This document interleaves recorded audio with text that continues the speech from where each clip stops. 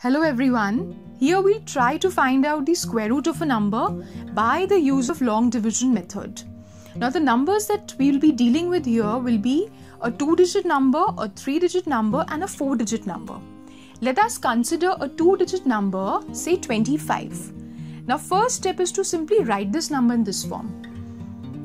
Next will be to simply make pairs of the digits starting from the right side and proceeding to the left side. So I'll be making pairs starting from the right and I'll move on to my left side.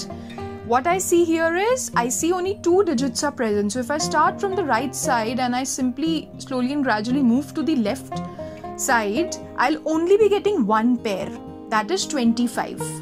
So I have done that. Now next step is to find the numbers that I can place at the places I have marked.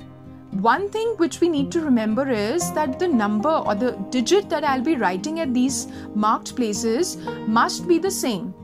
If I'm writing 1, I should write 1 at both the places. If I'm writing 2, it should come at both the places. So this is something which we need to remember depending upon a few things. Now what do I mean by these few things? I have a list of numbers here wherein I can see that when 1 and 1 is multiplied, I get 1. 2 and 2 multiplied, I get 4. 3 into 3 gives me 9. 4 into 4 gives me 16 and so on. Looking at this table here, I can see that 5 multiplied by 5 gives me 25. So I can simply write this 5 multiplied by 5, that will give me 25. And when I simply subtract, as in division we do, when I subtract, I'll be getting 0 here. So I need to keep on doing certain things which will become clearer when we proceed with another example. We have to keep on doing certain things till we reach a point where we have 0 here. Now we can simply say that this 5 that we've got here is the square root of 25. So we found the square root of 25 by the use of long division method for a 2-digit number. Now coming on to a 3-digit number, I'm taking 625 as a number whose square root I need to find by long division method. So what will I do? I'll simply write the number in this form. Next, I'll simply make pairs starting from the right. So I see 2 and 5 can be paired up together and 6 will be left alone. So this is how I'm placing my bars here. So I'll see that what combination is possible, as in what are the two numbers whose product will give me 6 or a number less than 6. I see I have 4 here. 3 into 3 I cannot write because then it will be greater than 6. 9 is greater than 6. So I cannot write that. I have to write 2 and 2 giving me 4.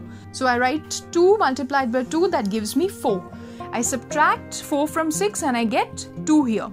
Next step will be, I haven't reached a point wherein I have 0. So I have to do something. Now next is to take this another bar that I have put. The entire bar will come down. Or in other words, the numbers that are under this bar will come down. So 25, 2 and 5 we have. So this 2 and 5 is going to come down with this 2. So I have 225 here now. Alright.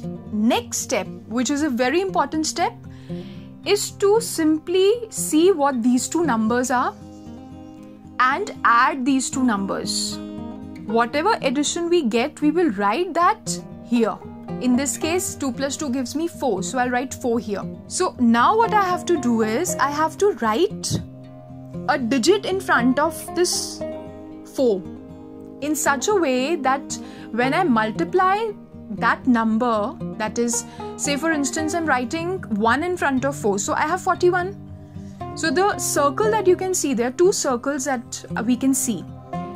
At these places, one same digit must come. Either 1, 1, 2, 2, 3, 3, 4, 4 and so on. You cannot write 5 in front of this 4 and then you're writing 8 below that 5. That will be wrong. We have to write same digits at the place where I have marked a circle, a pink color circle. So I need to write something so that the result that I have is 225 or a number less than 225. In this case, I see that when I write 5, So I'll get 45 multiplied by 5. I'll be getting 225. So I can simply write 5 here and 5 here. When I multiply 45 with 5, I will be getting 225. And when I subtract, I get 0. So now I have reached a point wherein the square root of 625 is 25, I can say. Now I come on to a 4-digit number. Now in the case of a 4-digit number, I'm taking an example as 1600. First step is to write the number in this form. Next is to simply make pairs. So I'll start from the right and I'll go on to proceed to the left side. So I've done that. Next is simply to see that what combination will give me a number 16 or a number less than 16. And I see that I have this 4 and 4 here. That will give me 16. So I can simply write 4 multiplied by 4 giving me 16. And I have 0 here. Now the above zeros, another bar is still left. We haven't done anything with that. So we need to bring that down. So we'll be bringing that down and we have something like this. Now next is simply to add these two numbers, and whatever the result is, we are going to write that result here. So we have this, something, the entire question now looks something like this. Next is to write a digit in front of this 8 so that we get 0. So we see that 80 multiplied by 0 will give me 0. So I'll simply write 0 here and 0 here, and I see that I have the result 0. Now I've reached a point wherein I don't have any other bar left to bring down, and I've also reached a point wherein I have 0 as my remainder. So I can simply say that the root of 1600 is 40. So I have found out the square roots of a 2-digit number, 3-digit number and a 4-digit number. I hope the basics of long division method are clear to you. Thank you very much and all the very best.